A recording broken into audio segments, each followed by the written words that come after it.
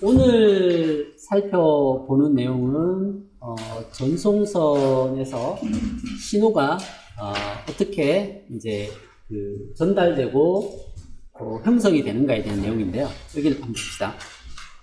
전송선이 있으면 전송선은 이렇게 와서 끝단에 이렇게 로드를 달아놨어요. 이건 저희들이 동축 케이블 생각하면 케이블 끝에 이렇게 커넥터가 이렇게 달려있죠. 그죠? 동축 케이블 자세히 보시면 센터 컨덕터가 있고 아우터 컨덕터가 있어서 이 끝에 뭔가 이렇게 연결을 한 거예요. 그래서 그런 상황이라고 보시면 됩니다. 그래서 이 전송선에서 신호가 어떻게 전송되는지를 보면 파동의 형태로 전송이 됩니다. 하나는 입사파. 여기에 보시면 여기가 G 위치인데요. 어떤 특정한 위치에서의 전압, 전송선 내에서의 전압이죠. 그죠? 보통은 기준을 로드의 끝단, 케이블이 끝나는 데를 기준선으로 잡습니다. 여기가 제로입니다. 그래서 케이블 내부는 보통 G가 0보다 작은 값을 써요. 여기가 G 이꼴 제로 위치가 전달되는 끝이라고 보면 돼요. 그래서 여기는 입사되는 파를 여기를 기준으로 잡습니다. E to the minus J 베타 G. 이게 입사파거든요. 입사되고 있는 파예요. G 이꼴 제로를 넣어보면 그게 G 이꼴 제로 위치가 여기 전압을 나타낸다는 걸 볼 수가 있어요. 로드 끝단에서 입사파, 그게 V0 플러스예요. 그래서 아웃풋단에 입사되고 있는 파가 이겁니다. 그리고 여기 반사파가 있다고 하면 V0 마이너스 E to the J 베타 G가 되겠죠. 그래서 얘는 플러스 G 방향으로 이동하고 있는 파동이고요. 얘는 로드에서 안으로 되돌아오고 있는, 반사되고 있는 파, 이 두 가지입니다. 그래서 그 두 개의 썸이 전압이 됩니다. 전류는, 입사파의 전류는 이 방향으로 흘러 들어갑니다. 그래서 이렇게 줘요. 근데 반사파의 전류는 흘러 나와야 되잖아요. 그죠? 전류는 서로 다른 방향이면 빼줘야 됩니다. 이건, 전송선 이론에서 전압을 미분하게 되면 입사파는 마이너스 J 베타가 나오지만 반사파는 플러스 J 베타가 나오죠. 그죠? 이제 마이너스 J 베타를 묶어내서 뒤에 나누게 되면 그게 웨이브 임피던스, 저희 특성 임피던스가 됐어요. 특성 임피던스가 됐기 때문에 여기 마이너스가 나오는 이유는 위에 진행 방향이 서로 다르기 때문에. 그래서 하나는 입사되는 전류가 하나는 반사되는 전류이기 때문에 서로 빼지게 됩니다. 자, 그래서 G 이꼴 제로 위치에서는 우리가 전압이 로드 전압과 로드 전류라고 디파인을 하게 되면 로드 쪽 전압은 이렇게 주어지고 로드 쪽 전류는 이렇게 됩니다. 우리가 전압과 전류는 몰라도 로드 임피던스는 알고 있는 경우가 많아요. 로드 임피던스는 전류와 전압의 비를 나타냅니다. 그래서 여기에서 우리가 반사 개수를 정의할 수 있는데요. 여기와 여기 로드 전압과 전류의 비는 터미널 특성이잖아요. 그죠? 로드 저항이 달려있다고 하면 얘가 바로 로드 저항에 해당합니다. 그래서 이걸 하면 V0 플러스 V0 마이너스 이렇게 되고 여기는 V0 플러스 마이너스 V0 마이너스의 G0 이렇게 돼요. 그래서 여기에서 저희들이 저기 V0 플러스로 나누게 됩니다. 분자 분모를. 그러면 여기가 1이 되고요. 여기는 반사 개수가 됩니다. 감마 L. G0 곱하기 여기가 1이 되고요. 여기는 감마 L이 되고요. 여기는 1이 되고 감마 L이. 그래서 결국 여기서 알 수 있는 게 GL은 G0에 1 플러스 감마 L, 1 마이너스 감마 L. 감마 L은 얘를 줬을 때, 얘가 들어갔을 때 얘가 얼마나 나오느냐 이걸 나타내요. 반사 개수입니다. 그래서 반사 개수를 여기서 계산을 해보면 어떻게 나오느냐 하면 GL 마이너스 G0, GL 플러스 G0 이렇게 여기서 이렇게 계산합니다. 자, 그걸 가지고 다시 여기를 한번 다시 적습니다. 그러면 전압이라고 얘기하는 건 입사파 그리고 반사파 이렇게 적을 수 있습니다. 그래서 여기를 묶어내게 되면 이렇게 주어지게 됩니다. 전류도 마찬가지로 여기를 묶어내게 되면 이렇게. 그래서 입사되는 전압과 입사되는 전류, 반사되는 전압과 반사되는 전류가 아까 어떻게 되는지를 봤었는데요. 이 두 개를 우리가 보통 컴플렉스 파워는 V 곱하기 I의 컨주기티의 2분의 1 이렇게 적을 수 있는데요. 전력의 이렇게 컴플렉스 파워의 리얼텀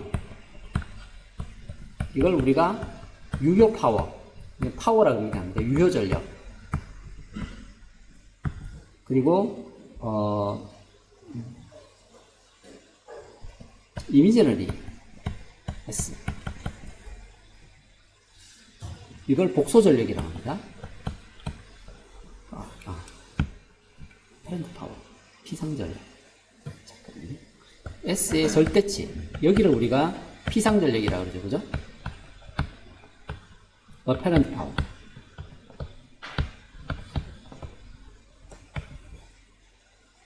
여기 이름을 내가 잊어버렸네.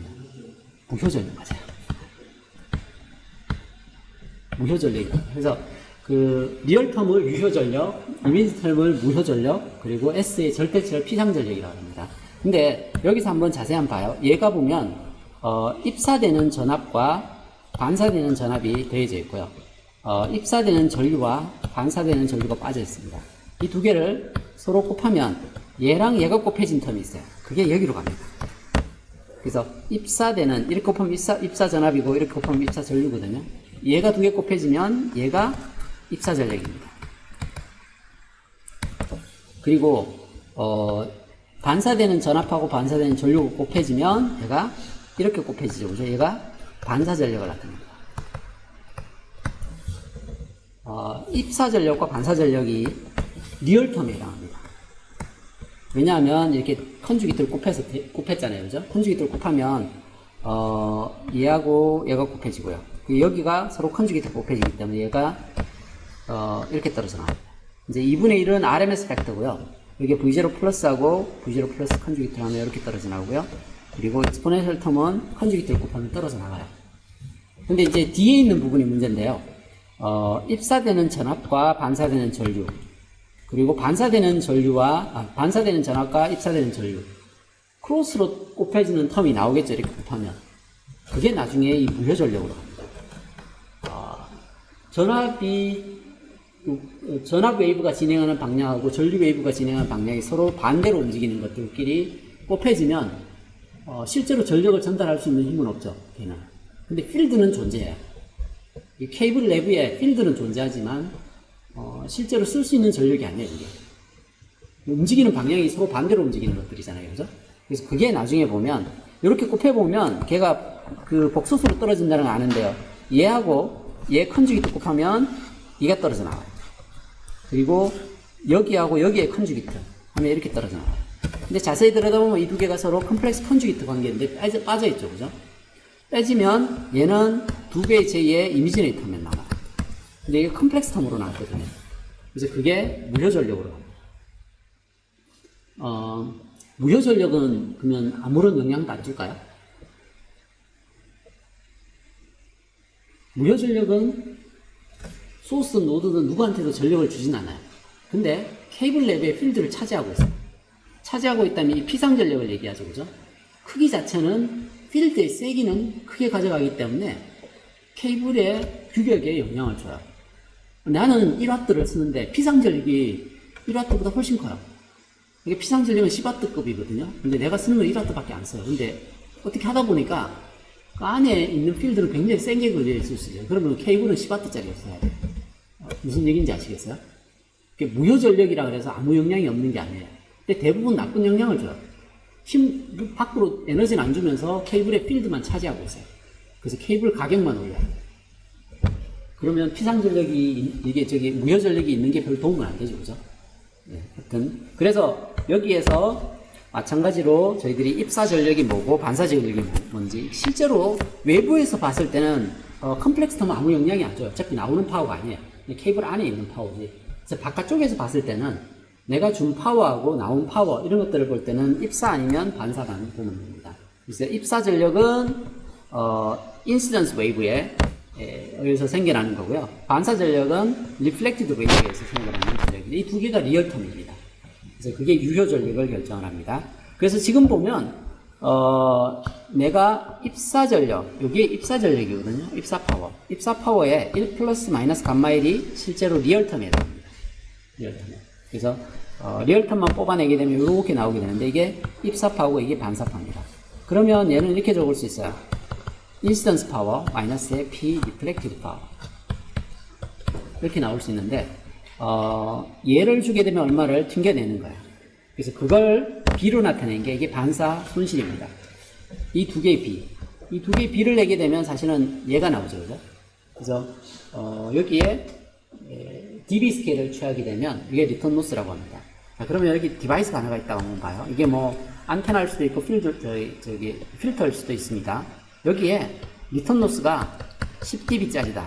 라고 얘기하고요. 여기에 내가 파워를 얼마를 줬냐 하면, 0dBm을 줬어요. 자, 0dBm. dBm의 단위는 뭐냐면, 이렇게 하면 됩니다. 파워의 단위인데, 1mW 분의 파워를, dB 스케일 취한 거예요. 이렇게 취한 걸, 이걸 dBm 단위라 그래요. 자, 0dBm은 1mW를 기준으로 0dB 차이나요. 0dB는 곱하기 1을 나타내죠. 그죠? 자, 3dBm. 얘는 1mW보다 3dB 높은 파워예요. 3dB면 10로그에 2. 얘가 3dB 정도 됩니다. 2배가. 그러면 얘가 곱하기 2니까 2mW를 나타내고 얘가 1mW를 나타내요. 자, 6dBm이면 얘는 4배를 나타내요. 얘는 4mW 정도 돼요. 10dBm이면 얘가 10배를 나타내요. 10dBm. 자, 한번만 보죠. 자, 제가 얘기했듯이 0dBm이 기준입니다. 1mW하고 0dB 차이라는 얘기는 얘가 1mW 기준이라는 얘기예요. 기준 파워. 자, 1, 2, 3, 3dBm. 3dBm은 2배가 됐어요. 얘가 2mW. 4, 5, 6, 7, 8, 9, 10, 12, 10배. 10dBm. 6은 3dB 되어 있기 때문에 얘가 4dBm. 4dBm이 아니라 4mW. 밀리와트 단위죠.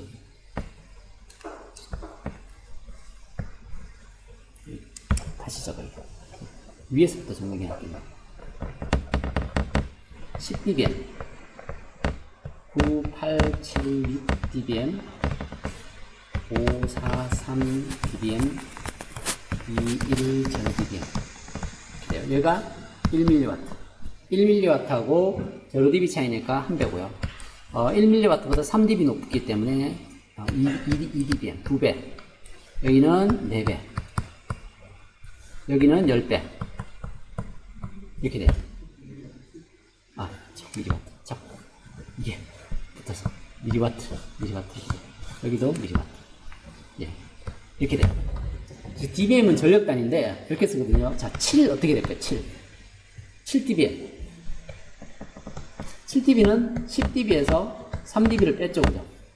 dB는 로그 스케일이에요, 그죠? 로그 스케일.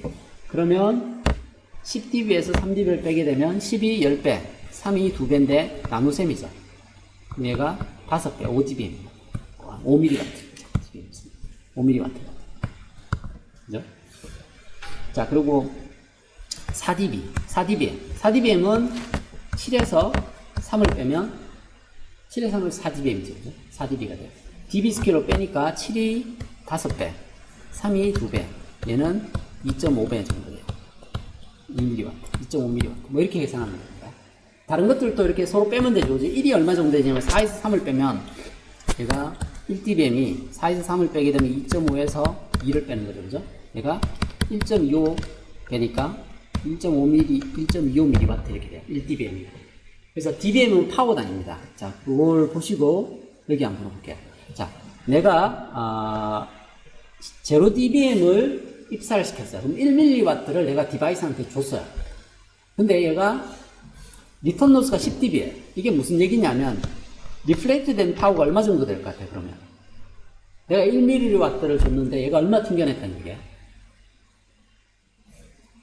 이 파워보다 10dB 낮은 파워를 밀어냈어요. 10dB 낮으면 마이너스 10dBm이겠죠, 그죠? 로그 스케일에서 마이너스는 분수죠. 그죠? 10분의 1을 밀어낸 거예요. 이게 이렇게 되면 얘가 마이너스 10mW가 돼요. 마이너스 10mW. 이거 0.1mW. 10분의 1이니까 0.1이죠, 그죠? 여기에 보면 이게 곱하기 10배가 10dB인데 마이너스 10dB면 10분의 1로 나눈 거랑 똑같죠, 그죠? 0.1mW가 됩니다. 이게. 그래서 자, 지금 리턴 로스가 10dB라 그러면 1mW를 줬는데 0.1mW 튕겨 나온 조건. 이게 10dB 컨디션이죠, 그죠? 그러면 디바이스에 얼마가 전달이 됐어요? 내가 1mW를 줬는데 0.1mW를 튕겨낸 거야. 이 디바이스에 0.9mW가 전달이 됐죠. 그죠? 그래서 이게 내가 준 전력의 90%가 전달되는 조건. 리턴 로스가 10dB라는 얘기예요. 리턴 로스 10dB 그러면 어떤 디바이스의 리턴 로스가 10dB다. 그러면 내가 주면 90%는 거기로 가고 10%는 튕겨낸다는 얘기예요. 효율이 90%라는 얘기죠. 그죠? 내가 준 거야. 자, 만약에 여기가 20dB야. 리턴 로스가 20dB. 그러면 내가 0dBm을 주면 튕겨내는 게 마이너스 20dBm을 튕겨낸다는 얘기죠. 그죠? 자, 20dB면 몇 배예요? 20을 10으로 나눠서 10의 지수로 가면 100배죠. 그죠? 100배가 20dB입니다. 자, 마이너스 20dB니까 100분의 1이죠. 그러면 100분의 1이면 0.01. 그러니까 이때 파워가 0.01 mW 되는 거예요. 그죠? 자, 이게 리턴 로스가 20dB라는 얘기는 내가 0dBm을 줬을 때 마이너스 20dBm을 튕겨낸다는 얘기예요. 20dB 낮은 파워죠. 그죠? 리프렉션 되는 파워가. 그러면 전달되는 파워는 얼마가 돼요? 디바이스에 전달되는 거. 이 정도 전달이 되죠. 그죠? 그러면 내가 준 전력의 99%가 로드에 전달이 되죠. 그죠? 그걸 20dB 리턴 조건이라고 해요. 리턴 로스 20dB 조건. 이렇게 얘기하면 에너지 전달료는 99% 정도 돼요. 그걸 우리가 아이디얼 매칭이라고 해요. 그래서 어떤 RF 소자의 데이터 시트를 읽을 때 리턴 로스가 20dB 이상이다 라고 얘기하면 아이디얼하다는 얘기예요. 손실이 거의 없다고 생각하시면 돼요. 10dB 이렇게 읽으면 한 90% 전달되는구나 이렇게 생각하면 되고, 이 사이에 있는 게 이 사이에 있는 게 마이너스 15dB입니다. 10dB, 15dB, 20dB 있는데 얘가 90%, 99%, 얘가 95% 정도 됩니다. 그래서 저 세 개만 거의 써요. 데이터 시트에 보면 다른 숫자는 잘 안 나와요. 얘가 리턴 로스 10dB 이상인가, 15dB 이상인가, 20dB 이상인가 이것만 표시해 놨어요. 그러면 엔지니어가 그 숫자를 읽으면 이거 무슨 뜻인지 알 수 있죠. 그죠? 그래서 그렇게 적혀 있습니다. 자, 그게 리턴 로스입니다. 리턴 로스는 왜 사용하냐 하면 얘가 반사를 얼마나 시키는지를 나타내는 지표입니다. 그래서 반사가 얼마나 일어나는지를 나타낼 때 우리가 리턴 로스를 사용하고요. 또 어떤 경우에는 SWR을 사용하는 경우도 있습니다. SWR은 정의가 뭐냐 하면 케이블 내에서 일어날 수 있는 최대 전압과 최소 전압 사이의 비입니다. 그게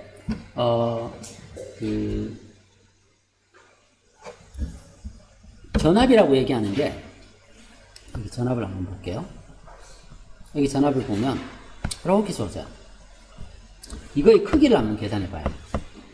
크기를 계산하면 어떻게 나오느냐 하면 VO 플러스의 절대치 곱하기 절대치 1 플러스의 감마 L의 E to D 마이너스 J 베타지, 이걸 세타라고 적을게요. 이렇게 나와요. 얘 크기는 정해져 있어요. 근데 어떤 경우에 얘가 최대값을 가지느냐 하면 이때 최대값을 가져요. 이 감마 L 곱하기 E to the J 세타, 감마 L도 컴플렉스 넘버고 E to the J 세타도 컴플렉스 넘버예요. 이 곱했을 때 얘하고 인 페이지가 되면, 리얼 텀이 되면 그때가 최대값이 돼요. 최소값은 아웃 오브 페이지가 됐을 때 이때가 최소값이 돼요. 이때가 상쇄 간섭이 일어날 때입니다.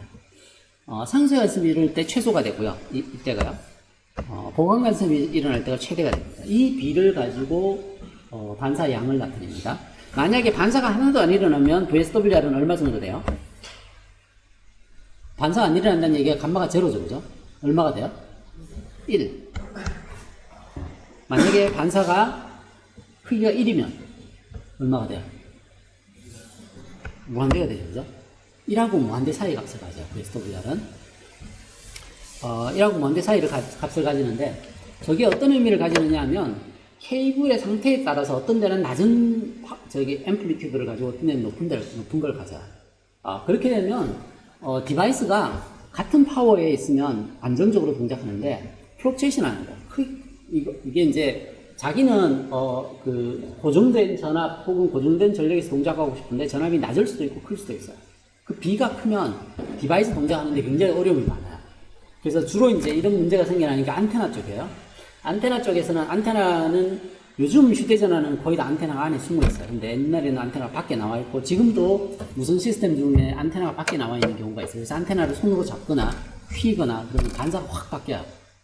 그러면 VSWR이 증가를 하거든요. 그랬을 때 반사가 일어난다는 얘기는 내가 파워를 내서 안테나를 내보내서 나가면 아무 문제가 없어요. 근데 나가다가 안테나가 외부에 뭐 부러지거나 혹은 사람 손으로 잡거나 다른 이유 때문에 반사가 되면 그 파워가 나한테 밀려와요. 밀려오면 어떻게 되느냐 하면 내가 내고 있는 파워에 밀려오는 파워가 더해지면 보강 간섭이 되면 굉장히 큰 잔압이 갑자기 튈 수 있죠. 그럼 디바이스가 죽어요. 그러니까. 안에 있던 숫자가. 그래서 그거를 우리가 디바이스의 럭이디니스라 하는데 디바이스가 얼마나 튼튼한가, 자기가 낼 수 있는 파워의 몇 배까지 견디는가, 뭐 이런 것들을 체크할 때 그걸 사용을 하는데, 그때는 VSWR을 사용하는 게 편해요. VSWR이 1이면 아이디얼 매칭이죠, 그죠? 내가 준 전력보다 크게 들어오는 건 하나도 없어요. VSWR이 2가 되면 해픈 툽이 거의 2배 정도의 전압이 걸릴 수 있다는 얘기예요, 자기한테. 확률적으로 그렇게 걸릴 확률이 있는 거거든요. 그래서 VSWR을 보면 내가 얼마나 높은 전압의 비를 견뎌야 되는가에 대한 비율을 얘기를 하는 겁니다. 그래서 여기도 마찬가지로 반사의 양을 나타내는데, 우리가 리턴 로스 입장에서 봤을 때 아이디얼 매칭이 20dB였어요.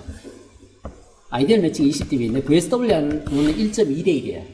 제가 VSWR는 1에서부터 무한대 사이라 그랬죠, 그죠? 10dB가 얼마 정도 하면 VSWR로 2에 해당해요. 15dB가 1.5에 해당해요. 그래서 VSWR 값을 봐도 얘가 리턴 로스로 곧바로 환산이 돼요. 1.2대 1이면 한 20dB 로스가 되고 20dB 리턴 로스가 되고요. 2가 되면 10dB 리턴 로스 정도 되고요. 1.5 정도 되면 15dB 리턴 로스 정도 됩니다. 그래서 반사가 얼마나 일어나는지를 나타낼 때는 리턴 로스를 쓰기도 하고 VSWR을 쓰기도 합니다. 오케이? 자, 그래서 로드 끝단에서의 반사가 어떻게 일어나는지를 봤는데요. 자, 그러면 여기는 뭐죠? 제가 이 부분, 이 부분을 우리가 뭐라고, 이 부분이 아니고 여기네, 여기 이 부분, 여기인데요. 자, 이걸 한번 보죠.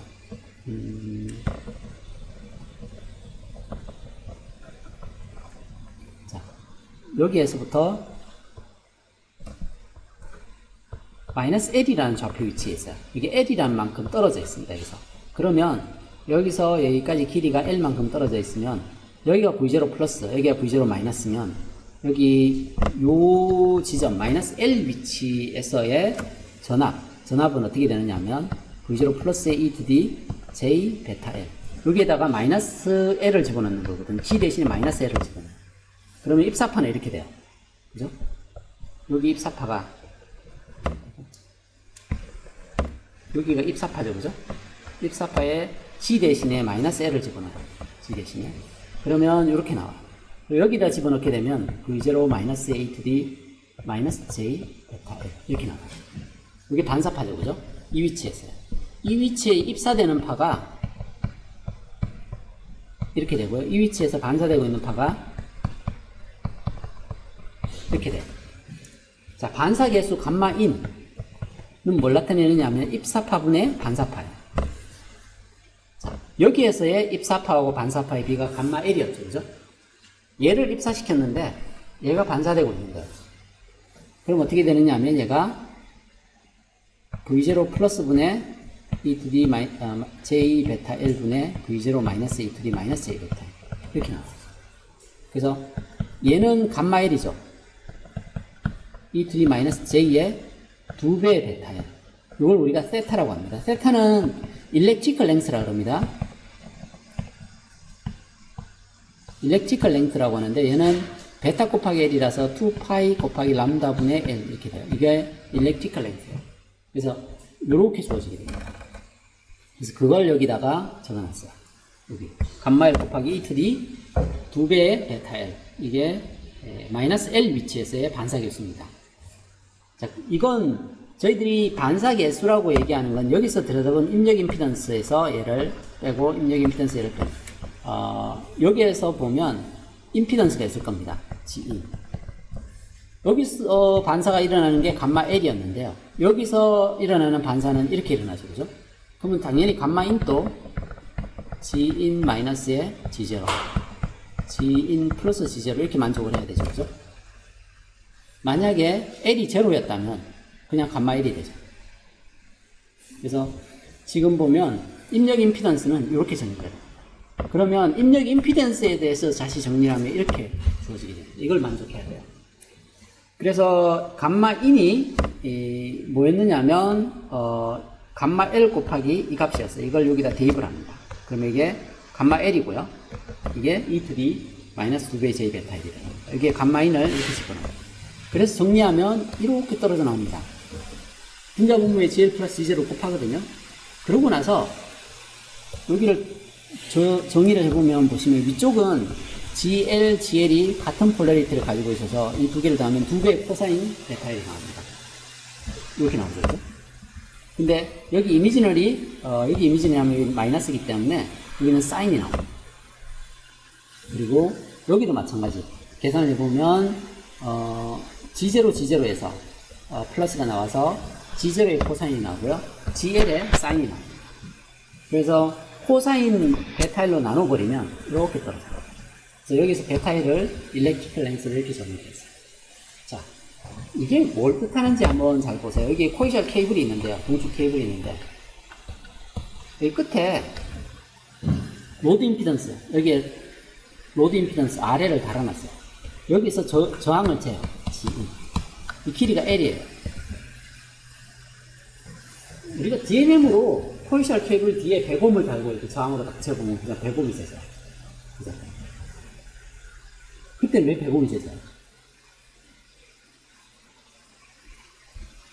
그럼 여기 보면 임피던스가 원래 가지고 있던 임피던스가 GL이 이거죠, 그죠?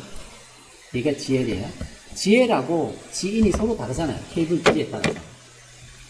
그죠? 근데 주파수가 아주 낮으면 파장이 아주 커요. 얘가 거의 제로에 가까워요. 로우 프리퀀시는.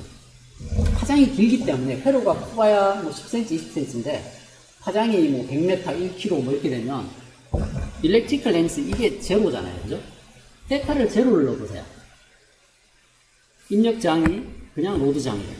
세타가 제로라고 생각하면 그냥 GL이 나와요. 그죠? 근데 만약에 주파수가 빨라져서 람다가 파장이 회로 사이즈하고 비슷한 크기로 파장이 짧아졌어요. 그러면 이게 난제로죠. 이게 난제로면 그때부터 얘기가 달라져요. 임피던스가 이 길이가 얼마냐에 따라서 계속 바뀝니다. 섹타가 얼마나 있느냐. 얼만큼 바뀔 수 있냐면 엄청 바뀌어요. 자, 밑에 한번 볼게요. 그걸 이용하는 게 이게 요 특성을 이용해서 만드는 게 스토브라는 게 있습니다. 오픈 스토브 한번 볼게요. 오픈 스토브는 위에 있는 식에서 L을 무한대로 가져가는 겁니다. L을 무한대로 가져가요. 그러면 남는 텀이 이렇게 나와요. L을 무한대로 가져가게 되면 입력 저항이 이런 모양을 가집니다. 어떤 임피던스가 J분의 1로 주어지는 건 캐파시터예요. 이렇게 주어져요. 그래서 이거의 캐파시턴스가 얼마 정도 되는지를 찾아보면 이렇게 주어져요. 만약에 일렉트리컬 랭스가 이게 일렉트리컬 랭스가 2파이 곱하기 람다 분의 L인데 만약에 L이 4분의 람다였다고 생각해요. 그러면 이게 4분의 람다일 때 각이 얼마 정도예요? 여기 L이 4분의 람다면 람다 분의 L이 얼마예요?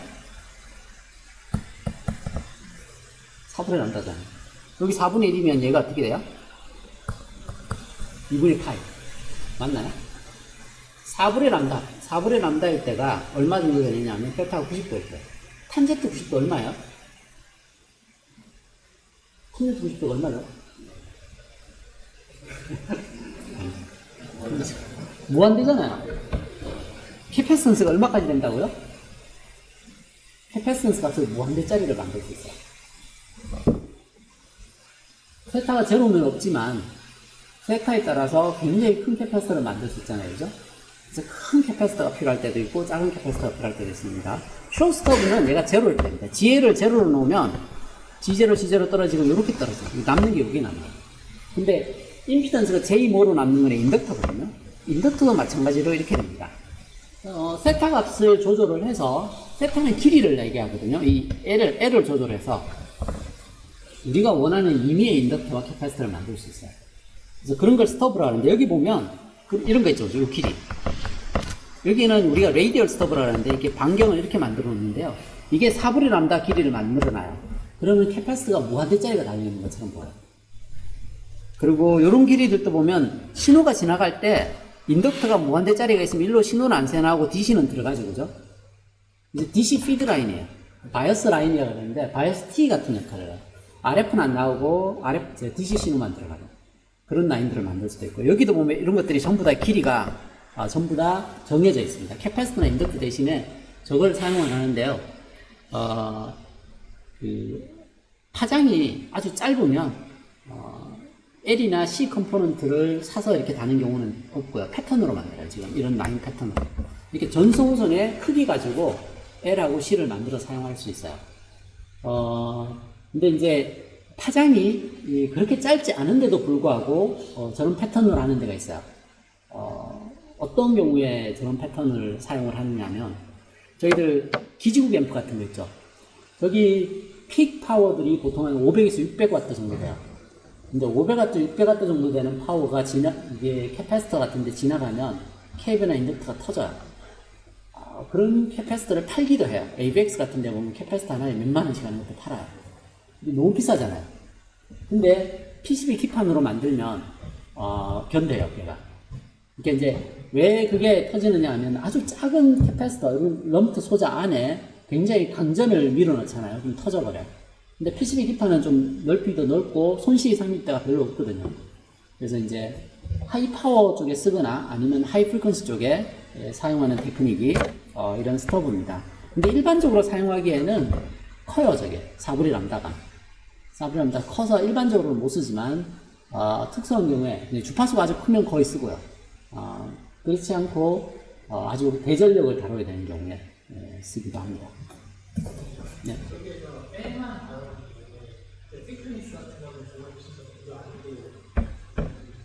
티크니스하고는 나중에 그 있죠. 캐패시터가 이게 우리가 L over CS 큐브트가 사실 특성 임피던스를 정하잖아요, 그죠? 얘를 정해요. 얘를 결정하는데 여기에 들어가 있어요. 티크니스가 얇으면 캡이 단위 길이에 대한 캡이 커져요. 그리고 인덕턴스는 줄어들어요. 그래서 이제 그거 가지고 임피던스가 이제 얇으면 임피던스가 일반적으로는 작아지고 높으면 임피던스가 좀 커져요. 그래서 거기에 영향을 줘요.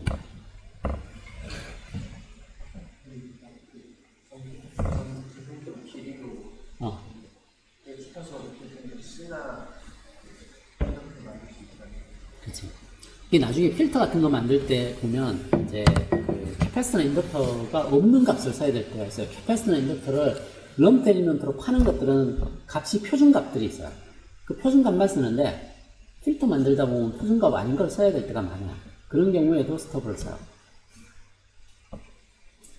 그래서 지금 전송선에서 이제 그 반사가 일어나는 과정들, 그리고 반사량을 우리가 리턴 로스하고 VSWR 두 개 가지고 반사량을 매주한다는 걸 봤었고요. 그리고 반사가 있는 경우에 입력 임피던스가 어떻게 주어지는지를 봤었어요. 만약에 반사가 없으려면 GL이 얼마면 반사가 없죠? GL이 얼마면 반사가 없었어요? 반사 개수에서. 칸마일이 제로가 되려면 이 얼마나 반사가 제로가 가요? 특성 임피던스 같으면 되잖아요. 변화가 없으면 돼요. 변화가 없으면 반사가 안 일어나. 반사가 안 일어나면 어떻게 되느냐 하면 얘가 지제로라고 하면 뒤에 다 떨어져 나가잖아요. 임피던스가 길이에 따라서 변해요? 안 변하죠. 특성 임피던스가 가만히 있어요. 저 상태가 임피던스 매칭이 된 상태예요. 근데 반사가 있으면 얘가 얼마가 될지 찾아내기 어려워요. 길이에 따라서 변하잖아요. 그죠? 그래서 그걸 적극적으로 이용하는 게 스토브입니다. 길이에 따라서 임피던스가 변하는 걸 적극적으로 이용하는 게 스토브라고 알고 계십니다. 자, 그리고 여기는 이제 특성 임피던스에 대해서 알아보려고 하는데 여기에 같은 이야기입니다. 이제 어디를 보느냐 하면 여기 식을 다시 한번 보세요. 이 식. G인이 G0에 GL 플러스 J G0의 탄젠트 세타 이렇게 되어 있는데요. 뭘 하느냐 하면 처음에는 숏서킷입니다. 이건 GL을 제로로 가져갔을 때 이렇게 된다 그랬죠. GL을 제로로 가져가면 그쵸, 이렇게 되죠. 숏서킷이 이렇게 주어지고요. 오픈서킷이 이렇게 주어집니다. GL이 무한대로 가면. 그러면 여기서 이 둘을 곱해봐요. 우리가 케이블의 특성 임피던스를 알고 싶어요. 길이가 뭐 이렇게 있는 특성 임피던스, 얘의 특성 임피던스가 얼마인지 알고 싶어요. 그럼 어떻게 하느냐면 끝을 오픈 내고 나서 임피던스 한번 재봐. 이 임피던스는 뭐냐면 여기 들어간 전류와 여기 걸어준 전압의 비를 나타내죠. 그죠? 이렇게 인풋 쪽에서 들어간 전류와 이 두 개를 내게 되면 이게 얻어집니다. 그죠? 숏을 내고 재면 얘가 얻어지고 오픈을 내고 나면 이게 얻어집니다.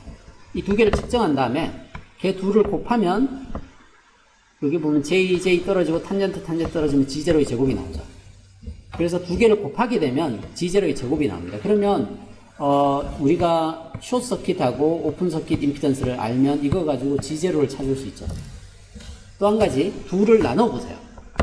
두 개를 나눠 보면 얘가 G0 떨어지고요. J는 제곱이 돼서 마이너스가 나오는데 절대값을 취해보면 이렇게 나와요. 탄젠트 세타의 제곱이 나옵니다. 탄젠트 세타라고 얘기하는 게 우리가 이제 요렇게 해서 탄젠트 인버스를 구하면 세타 값을 구할 수 있거든요. 세타 값이 있는데 여기 케이블 길이를 우리가 알고 있다고 한번 봐요. 케이블 길이를 알고 있으면 여기서 베타를 찾을 수 있죠. 그래서 케이블의 특성 임피던스하고 베타 값이 얼마인지 측정할 수 있는 방법에 대한 이야기입니다. 끝을 오픈 내고 임피던스를 한번 재고 끝을 숏을 내고 임피던스를 한번 잰 다음에 두 개를 곱해서 지오메트릭 민, 이게 기압 평균이죠, 그죠? G0는 스퀘어루트에 G 숏 서킷 곱하기 G 오픈 서킷 이렇게 하면 기압 평균을 내게 되면 특성 임피던스가 나옵니다. 그래서 두 개 나눠서 아크 탄젠트를 곱해서 찾으면 베타 값을 얻을 수 있습니다. 그래서 케이블의 특성들을 알아내는 방법에 대한 이야기입니다. 자, 오늘의 가장 중요한 내용은 2.6절역입니다. 여기서부터 한번 볼게요. 자, 여기에서 전송선이 있어요. 그리고 로드가 있고 소스가 있죠. 그죠? 소스는 테미난 등가이로입니다. 테미난 등가이로는 전원 소스하고 내부 임피던스 이 두 가지로 되어 있죠. 그죠? t = 0에서 신호를 집어넣게 됩니다. 자, 이걸 연결을 하게 돼요. 지금 여기에서부터 여기까지 길이 L이 있어서 이게 특성 임피던스는 제로, 베타 L을 우리가 세타로 놓게 합니다. 일렉트리컬 렌스가 이렇게 지워져 있어요. 자, 그러면 이게 처음에 커넥션이 딱 됐을 때 t = 0일 때 케이블의 소스 끝단에서 처음으로 출발하는 웨이브, 이걸 VI 플러스라고 했어요. 이렇게 케이블에서 출발하는 신호 연결됐을 때 케이블이 출발하는 신호예요. 케이블이 출발을 할 때는 여기에 뭐가 달렸는지 모르고 가요. 뭐만 보고 가느냐면 케이블의 특성 임피던스를 보고 가요. 만약에 얘가 G0였다고 생각하면 반사가 안 일어나죠, 끝에서. 그러면 입사파밖에 없어요. 가서 그거 끝이에요. 그죠? 자, 그래서 처음에 출발할 때는 G0로 출발합니다. 근데 지금 2.6절에서는 제너레이터가 G0하고 똑같은 상황이에요. 2.7절에서는 이거 다른 걸 봐요. 2.6절에서는 소스가 가지고 있는 저항이 특성 임피던스하고 매칭이 되어 있는 상태입니다. 그러면 이렇게 하면 딱 절반이 출발하게 됩니다. 제너레이터가 가지고 있는 전압의 절반이 출발 신호가 돼요. 이게 이제 입사파입니다. 그러면 여기가 소스 쪽이거든요. 여기 소스 쪽에서 얘가 출발을 해요. 출발을 해서 쭉 여기까지 딱 도달을 하게 되면 얘가 위상이 돌아가 있어요. 위상이 마이너스 J 세타만큼 돌아가 있어요. 저기 왜 돌아가 있어요?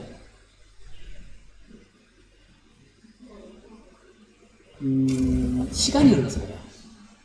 이게 원래 이제 페이즈 노테이션이죠, 그죠? E J 오메가 T를 곱해야 돼요. 여기에 마이너스 J 세타, 세타가 베타 L이라고 했죠, 그죠? 이렇게 J를 묶어내게 되면, J 오메가를 묶어내게 되면 T 마이너스에 오메가 오버, 베타 L 오버 오메가. 베타 오버 오메가의 N. 이렇게 나오죠. 얘가 뭐냐면 딜레이예요. 지연 시간인데, 여기서 여기 가는데 걸리는 시간을 나타내요. 그죠? 시간이 걸릴 거 아니에요, 그죠? 그래서 시간이 TD가 지나야지 여기 도달을 해요. 그래서 그 값을 나타내요. 이렇게 시간 지연 때문에 이렇게 돼요. 그래서 일정 시간이 지나고 나면 여기 도착을 합니다. 도착을 했을 때 신호, 이걸 V0 마이너스라고 합니다. V0 플러스, V0 플러스라고 합니다. 아웃풋 단에서의 입사되고 있는 파. 이게 이렇게 주어져요. 이게, 질문하려고 하는 거 아니면, 공간이 변했기 때문에 이게 공간 변화를 나타내는데 공간 변화만큼 가는데 걸리는 시간이 있겠죠. 그죠? 그 시간이 지금 이렇게 세타로 표시되어 있는 거예요. 그죠? 그래서 그 값이 시간 지연이라고 생각하면 돼요. 그래서 여기에서 출발해서 여기 오는 데까지 걸리는 시간이 지나고 나면 이게 도착을 합니다. 아까 전에 제가 스파이스 그 파일을 드렸었는데 어느 걸 보면 되느냐면 플스 얘가 뭐냐면 그 입력 쪽에서 지금 그 전압을 좀 특이하게 좀 여기 보면 처음에 출발하는 전압이 이거야. 이게 오는데 1나노세컨드 걸려요. 여기 소스에 출발해서 로드까지 오는데 1나노세컨드 걸리는데 소스에서는 일단 이쪽 전압으로 지금 얼마 정도 되냐면 0.32 정도 되는 전압이 이렇게 가요. 가서 로드 끝단에 딱 도착하면 그때 얘가 떠오릅니다. 이만큼. 근데 더 떠오른 건 뭐냐면 여기서 이만큼 내가 준 건 요만한 전압을 입사시켰어요. 근데 이만한 게 더 붙었죠. 그죠? 이건 반사 신호예요. 내가 갔더니 로드에서 다시 반사를 시킨 거야. 그래서 이 전압이 반사가 되기 시작해요. 이 반사된 신호가 가는데 1나노세컨드, 오는데도 1나노세컨드가 걸리죠. 그죠? 1나노세컨드가 걸려서 여기 딱 왔어요. 오면 소스까지 왔어요. 근데 소스에서도 또 반사를 했다는 얘기예요. 변화가 있다는 얘기예요. 만약에 변화가 없었다면 반사가 안 생기게 돼요. 반사가 생기고 또 가서 이런 일들이 일어나는데 이 주기를 자세히 보면 일정한 주기예요. 이게 케이블이 지나가는 데까지 걸리는 시간들이거든요. 그래서 그렇게 생각하면 돼요. 여기서 여기까지 오는데 걸리는 시간이 있는 거예요. 그래서 여기서 출발해서 여기 도착을 하면 이렇게 나와요. 근데 끝쪽에 오게 되면 감마 L만큼 반사가 일어나요. 그래서 반사 개수 곱하기 입사파 만큼 반사가 일어나요. 여기서 반사가 일어나요. 얘가 반사된 게 다시 지나서 여기 도착을 해요. 얘가 다시 지나서 이게 시간 지연이라고 그랬죠. 그죠? 마이너스 A 세타가 저만큼 돌아가 있어요. 자, 그러면 얘가 반사 신호예요. 그러면 얘가 먼저 있고 그 다음에 로드에 도달을 했고 반사가 됐고 다시 여기 도착을 했어요. 여기 도착하면 얘하고 얘가 임피던스가 맞기 때문에 여기는 반사 개수가 제로예요.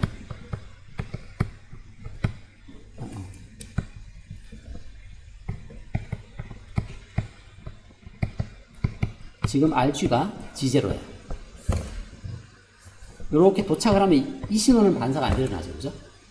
왜냐하면 얘하고 얘가 매칭이 되기 때문에. 3번 라운드 트립이에요. 이렇게. 자, 그러면 여기에서 소스 쪽 전압. 이게 제너레이터 전압이고요.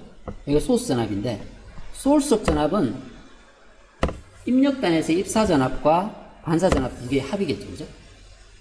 이게 입력 전압. 로드 쪽 전압은 이 두 개 전압이 합입니다. 소스에서 입사되는 전류. 얘는 입사 전류와 반사 전류로 구성이 되어 있습니다. 로드 쪽에도 로드로 들어가는 전류와 로드에서 반사되는 전류로 구성이 되어 있습니다. 여기서 감마인이라고 얘기하는 건 입력단에서 입사시킨 전압과 입력단에서 반사되는 전압 사이의 비. 그래서 여기와 여기의 비를 나타내요. 그 두 개 비를 내보면 이렇게 떨어져 나와요. 그게 V0 마이너스가 감마일에 V0 플러스 이렇게 되기 때문에 V0 플러스는 요 값이 뒤에 익스포네셜이 붙어 있어요. 그래서 집어넣어보면 이렇게 떨어져 나와요. 그리고 감마일은 이렇게 정의가 돼요. 아웃풋에서 입사시킨 신호에서 아웃풋에서 반사된 신호 차이. 그래서 입력 반사 개수, 로드 반사 개수 이렇게 돼요. 입력 쪽 반사 개수를 가지고 이렇게 계산하게 되면 이게 나왔었어요. 인풋 임피던스. 그리고 입력 반사 개수와 입력 임피던스 사이의 관계. 그리고 로드 임피던스는 이렇게 정의되고요. 로드 반사 개수. 다 이렇게 주어집니다. 자, 그러면 소스 전압은 어떻게 되느냐 하면 이걸 계산해 보면 VI 플러스를 묶어내게 되면 이렇게 하면 입사파, 이렇게 하면 반사파가 됩니다. V0 마이너스가 VI 마이너스가 VI 플러스의 감마인을 하면 되거든요. 근데 이제 VI 플러스가 어떻게 됐었냐면 이렇게 주어져요. 2분의 VG처럼 돼요. 자, 그리고 1 플러스 감마인 여기다 1을 더하게 되면 이렇게 주어져요. E 플러스 감균이. 그러면 여기에 2하고 2가 떨어져 나가면 이렇게 나오겠죠. 이게 뭐냐면 소수적 전압이에요. 소수적 전압 자세히 한번 보세요. 소수적 전압 보면 RG 플러스의 G인분의 G인의 V 제너레이터, 이게 소수 전압. 우리가 알고 있는 볼티지 디바이드 룰이에요. 근데 볼티지 디바이드 룰에서 G0가 아니라 G인이 좋죠. 저걸 G0로 쓰면 얘가 돼요. 입사파가 돼요. G0를 쓰면. 근데 G인을 썼다는 얘기는 반사파까지 고려했다는 얘기죠. 그죠? 입사파와 반사파가 다 더해진 걸 계산을 하면 이렇게 주어집니다. 그리고 입사파에 대해서 다시 정리를 해보면 이런 조건을 만족합니다. 입사파는. 뭐에 대해서 푼 거냐면 여기에 대해서 푼 겁니다. 그러면 이렇게 해서 이쪽으로 나누면 되죠. 그죠? 입사파를 제너레이터로 표시하려면 이렇게 됐습니다. 맞나요? VI 플러스는 여기를 얘로 양변으로 얘를 나누게 되면 이렇게 떨어집니다. 자, 근데 감마인이라고 얘기하는 게 이게 G인 플러스의 G0, G인 플러스 G0 플러스의 G인 마이너스 G0 이렇게 됐거든요. 얘가 이게 요걸 여기를 집어넣어요. 그리고 분자분모에 얘를 곱해요. 그러면 이런 식이 나와요. 그러면 얘가 떨어져 나가고요. 두 개의 G인분의 G인 플러스 G0. 그러면 G인 플러스 G라고 위로 가고요. 이게 G인 두 개가 이렇게 떨어져 나가고요. 2가 여기 나와요. 이렇게. 그러면 입사전압이 어떻게 되는지 보이죠? 그죠? 입사전압이 저 조건을 만족합니다. 자, 이제 여기 와서 다시 생각을 해봐야 돼요. 사건들을 한번 생각해봐요. 여기 제너레이터를 전압이 있어요. 이게 연결을 했어요. 그럼 처음에 출발할 때는 여기는 여기 저항과 여기 저항 두 개가 디바이딩 돼서 절반에 해당하는 신호가 입사가 됩니다. VG를 알면 얼마인지 알 수 있죠. 그죠? 걔가 여기 도착을 해요. 도착을 하면 위상이 돌아가 있어요. 이만큼 위상이 돌아가 있어요. 자, 이 신호에 감마가 L이 곱해져요. 그래서 다시 돌아봐요. 그럼 여기에 반사 신호가 됩니다. 이 소스라는 신호는 입사파와 반사파의 합이 소스 쪽 전압이고요. 로드 쪽 전압은 아웃풋 단에서 입사되는 신호와 아웃풋 단에서 반사되는 신호의 합이 아웃풋 전압입니다. 로드 전압이에요. 조금 더 복잡한 케이스를 한번 보죠. 지금 방금 있었던 내용하고 비슷한데요. 어떤 경우를 얘기하느냐 하면 지금은 여기에 RG가 G0가 아닌 경우예요. 임의의 임피던스일 때인데요. 그때는 제너레이터 쪽에서도 반사가 일어나요. 자, 여기에서 제너레이터 쪽에서 일어나는 반사는 이렇게 줘요. RG가 G0가 아니에요. 지금은. 앞쪽에서는 RG가 G0라고 놓고 계산했는데요. 반사 개수 감마1은 이렇게 줘줘요. 그리고 감마2는 이렇게 줘줘요. 이건 어떤 회로가 있을 때 이렇게 본 임피던스가 RG예요. 제너레이터 쪽 저항이고요. 이렇게 본 걸 우리가 Rin이라고 해요. 똑같죠, 그죠? 얘가 감마2 G인에 해당합니다. 그리고 로드가 이렇게 달려 있어요. 이렇게 본 걸 우리가 GL이라고 해요. 이렇게 본 걸 우리가 Gout이라고 해요. 이게 이겁니다. 이해가 되나요? 어떤 회로가 있으면 전송선이라고 생각해봐요. 소스 쪽으로 들여다보면 얘가 보이고요. 인풋 쪽으로 들여다보면 얘가 보입니다. 이건 입력 쪽이고요. 출력 쪽에서는 로드를 보면 얘가 보이고요. 회로 안쪽을 들여다보면 얘가 보입니다. 4개 반사 개수가 있죠, 그죠? 이 4개 반사가 있어요. 처음에 출발할 때 안 봐요. 처음 출발할 때는 특성 임피던스만 보입니다. 지금은 VI 플러스라고 되어 있고 밑에 제로라고 되어 있습니다. 최초의 입사파를 얘기해요. 최초의 입사파는 로드가 뭔지 모르고 일단 출발을 해요. 그때가 이 값입니다. 제너레이터하고 특성 임피던스에 비례해서 출발 신호가 만들어집니다. 그러면 최초로 전송선 안에 파동이 만들어지기 시작하죠. 최초의 파동이 들어가기 시작하죠. 그때 값이 이겁니다.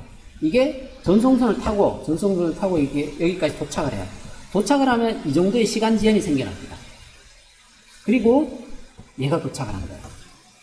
여기 도착을 하게 되면 반사가 일어납니다. 얘 때문에. 감마일만큼 여기 곱하게 되면 반사가 일어나요. 그게 아웃풋 쪽에 최초의 반사 신호입니다. 이게 뒤에 제로라고 되어 있는 부분이 있죠, 그죠? 이 제로라고 되어 있는 부분이 최초의 입사 신호, 최초의 입사 신호, 최초의 반사 신호. 얘가 또 시간을 또 돌아서 여기까지 오면 원래 있던 반사 신호에서 이 정도 시간이 걸려서 여기 도착을 해요. 이게 입사의 최초의 반사 신호입니다. 앞쪽에 얘가 제로이면 이게 일의 끝이에요. 더 이상 반사가 아니라요. 근데 문제는 얘가 제로가 아니에요. 그러면 다시 소스에서 튕겨서 나가요. 그때 다시 튕겨나가는 반사 신호가 있어요. 얘가 1번 이터레이션이 되어 있는데요. 이게 요 신호의 제너레이터의 반사 개수가 곱해져요. 그럼 제너레이터를 보고 다시 반사가 일어나요. 그럼 얘가 또 가게 되면 걔가 시간 지연만큼 와서 로드단, 출력단에서의 다시 다음 라운드의 입사 신호가 되죠. 이게 최초의 입사 신호고, 이 두 번째 입사 신호입니다. 그러면 여기서 또 반사가 일어나겠죠. 또 이렇게 돌아오면 시간 지연이 생기고, 여기 입사. 계속해서 일어나겠죠. 계속해서 일어나요. 이걸 멀티플 리프렉션 조건입니다. 소스하고 로드 둘 다 서로 반사시키는 겁니다. 그러면 우리가 여기에서 전송선에서 입사 신호라고 얘기하는 건 얘도 입사 신호, 얘도 입사 신호 계속 있겠죠, 그죠? 그걸 다 더한 걸 토탈 인스턴스 웨이브라고. 토탈 인스턴스 웨이브는 이걸 다 더한 겁니다. 그러면 토탈 인스턴스 아웃풋 웨이브는 어떻게 되는지, 여기에서 전체 들어가는 거, 얘 더하기 쭉 되는 거, 그게 아웃풋 노드 간에서 인스턴스 웨이브, 토탈 인스턴스 웨이브. 근데 토탈 인스턴스 웨이브 보면 얘가 전부 다 공통이에요. 그래서 걔를 묶어내요. 그러면 사실은 얘가 붙은 거고요, 얘가 붙은 거고, 걔 다 똑같겠죠, 그죠? 그러면 결국에는 얘에다가 얘를 곱하면 얘가 돼요. 그리고 반사도 마찬가지입니다. 반사 신호를 다 더하는데 결국에는 이게 공통이기 때문에 여기에다가 반사 계속 곱하면 돼요. 다시 되돌아오면 여기에서 반사되는 신호를 다 더하는데 결국에는 여기 반사되는 신호에 시간 지연을 곱하면 돼요. 그래서 이 계산에 있어서 싱글 라운드하고 똑같은데 차이가 나는 건 뭐냐면, 얘 계산할 때 최초의 토탈 인스턴스 웨이브만 계산하고 나면 그걸 가지고 똑같이 앞에서 계산했던 거와 똑같은 방법으로 신호를 추적할 수가 있어. 그래서 토탈 인스턴스 웨이브, 얘는 어떻게 구하느냐 하면, 이거 자세히 보시면 한 라운드 갔다 올 때 요만큼하고 e to the 마이너스 j 두 배 세타, 갈 때 e to the 마이너스 j 세타, 돌아올 때 e to the 마이너스 j 세타, 반사 계수 감마 L, 여기 대해서 감마 G. 그래서 등비 수열이처럼 되어 있는데 그 등비가 이렇게 줘서, 등비 수열이 뭔지 알죠? 계속 같은 숫자가 곱해지는 거예요. 갈 때 e to the 마이너스 j 세타, 감마 L, 다시 e to the 마이너스 j 세타, 감마 G. 이게 라운드 트립이에요. 그래서 그게 계속해서 반복이 되기 때문에 무한등비수열의 합으로 주어져요. 그래서 이걸 계산하면 무한등비수열의 합이 이렇게 주어집니다. 이게 최초 초항이죠, 그죠? 처음 출발할 때 외우니까 초항인데요. 이거 계산을 해보면 뭐와 똑같냐면 요 식하고 같습니다. 이게 여기서 봤던 식입니다. 얘랑 같은 반응을 가지게 됩니다. 그래서 얘를 찾아내기만 하면 우리가 감마 G, 감마 L, 그리고 얘를 알고 얘를 알면 얘를 찾을 수 있어요. 혹은 G인을 알면 얘를 찾을 수 있어요. 그래서 어쨌거나 얘를 찾으면 그 다음부터는 똑같이 해석이 가능합니다. 그래서 지금 밑에 있는 그림이 뭐냐면, 여기 처음 출발할 때 첫 번째 신호가 이렇게 지나가요. T가 여기서 여기까지 가는데 걸리는 시간이 T예요. 근데 현재 시간이 T보다 작으면 이런 입사파밖에 없죠, 그죠? 로드에는 도달하지 않은 상태예요, 아직. 로드는 아직 반응 안 하고 있어요. 그리고 시간이 T보다 크고 2T보다 작으면 일단 여기까지는 왔고, 반사돼서는 여기 도착하지 않은 상태죠, 그죠? 이렇게 출력 쪽에서는 도착을 했는데 이만큼 반사가 일어난 상태예요. 그리고 다시 T가 이 사이에 있으면 소스에서 다시 반사돼서 로드로 또 반사 파악하고 있는 상태입니다. 그러면 출발해서 반사되고 왔다 갔다 하면서 시간이, 이 시간일 때 이 시간일 때 점점 누적돼서 변하는 게 보이죠. 그 그림이 아까 전에 봤던 그 벨트 스파이스 파일입니다. 그래서 여기 보시면 이 그림입니다. 계속해서 반사가 일어나는 거예요. 여기하고 저쪽으로 갔고 계속해서 반사가 일어나면서 신호가 변하고 있는 거죠, 그죠? 그래서 저 변화가 왜 저렇게 일어나는지 읽어내실 수 있습니다.